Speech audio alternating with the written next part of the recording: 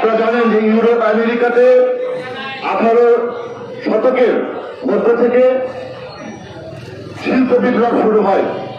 এই শিল্প বিপ্লব অত্যন্ত বলিষ্ঠভাবে কাজ করতে শুরু করে এবং অত্যন্ত দ্রুত গতিতে এগিয়ে থাকতে শুরু করে। এই শিল্প বিপ্লবের সাথে শ্রমিকরাও ব্যাপক শ্রমিক বিভিন্ন বিশ্বের বিভিন্ন জায়গা থেকে, বিশেষ করে ইউরোপ থেকে, জার্মান থেকে, আমেরিকা সহ সব জায়গায় এই কারখানাগুলোতে কাজ করতে থাকে। কিন্তু তখনকার মালিক সম্প্রদায় শ্রমিকদেরকে যথেষ্ট ব্যবহার করত। তারা কাজের সঠিক মূল্য দিত না। কখনো 10 ঘন্টা, কখনো 12 ঘন্টা, কখনো 14 ঘন্টা পরিশ্রম করিয়ে নিত, আর মাত্র $1.5 তাদেরকে দেওয়া হতো। এইটা ক্রমে শ্রমিকদের ভিতরে ব্যাপকভাবে ছড়িয়ে পড়েছিল তাদের অধিকারের প্রশ্নে, তাদের বেঁচে থাকার প্রশ্নে, জীবিকার প্রশ্নে। সেই আন্দোলন 1864 থেকে শুরু করে 1885 সাল পর্যন্ত বিভিন্ন ধর্মঘট সমাবেশের মাধ্যমে এটা শান্তিপূর্ণ সমাবেশ ছিল।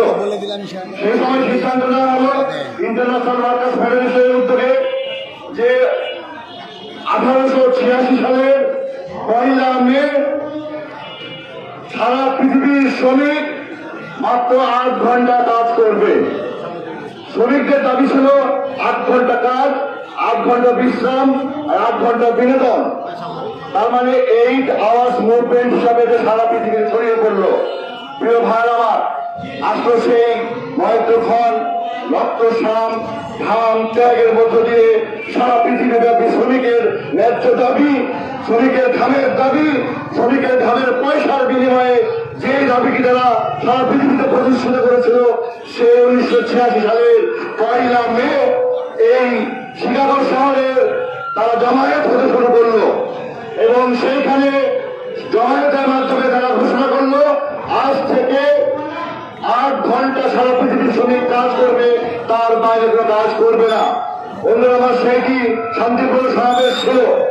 কিন্তু 3 মে শিকাগো শহরের হেল মার্কেটে যখন 5 লক্ষ শ্রমিক জমায়েত হলো, তখন মালিকরা ভয় পেয়ে তাদের উপরে তৎকালীন সময়ে প্রশাসনের পুলিশ বাহিনী, তৎকালীন সময়ে পেটোয়া বাহিনী এড়িয়ে দেওয়া হলো এবং নির্বিচারে পুলিশ গুলি করে তখন 6 জন শ্রমিককে হত্যা করা হলো। প্রিয় ভাই আমার, তারপরেও আন্দোলন থেমে থাকেনি, কারণ প্রতিটা আন্দোলনের পিছনে একটি রক্তাক্ত ইতিহাস আছে। আসলো 4 মে শিকাগো শহরে সেই মার্কেটের সামনে 5 লক্ষের অধিক শ্রমিক জমায়েত হলো এবং সেই দিন অত্যন্ত পরিকল্পিতভাবে, ষড়যন্ত্রমূলকভাবে মালিক পক্ষের গুন্ডা বাহিনী পুলিশের উপরে বোমা নিক্ষেপ করে সেখানে একটি বাজে পরিস্থিতি তৈরি করলো।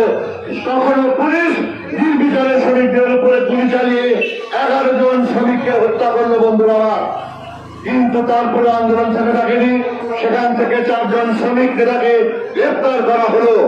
দীর্ঘ প্রহসনের বিচারের মাধ্যমে এই 4 জন শ্রমিক নেতাকে 1987 সালের 11 মে তাদেরকে ফাঁসি, 1887 সালের 11 মে তাদেরকে প্রকাশ্যে ফাঁসি দেওয়া হলো। সেই ফাঁসির কাঠগড়ায় যারা আত্মাহুতি দিলেন তাদের মধ্যে একজন হচ্ছেন আলবার্ট পার্সন, অগাস্টাস পাইস, এডওয়ার্ড হিচকার এবং জর্জ অ্যাঙ্গেল। এই 4 জন শ্রমিক সেদিন প্রকাশ্যে ফাঁসির কাঠগড়ায় তারা তাদের জীবন উৎসর্গ করল। ফাঁসির দড়ি গলায় পড়ার আগে মুহূর্তে একজন শ্রমিককে তারা চিল্লিয়ে বলতে লাগলো গোটা বিশ্বের উদ্দেশ্যে, "They will never come when our silence will be more powerful and the voice of your soaring day today."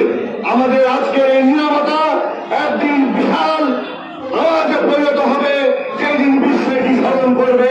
অন্যবার সেই আওয়াজ গোটা বিশ্বের মানচিত্রে ছড়িয়ে পড়ল।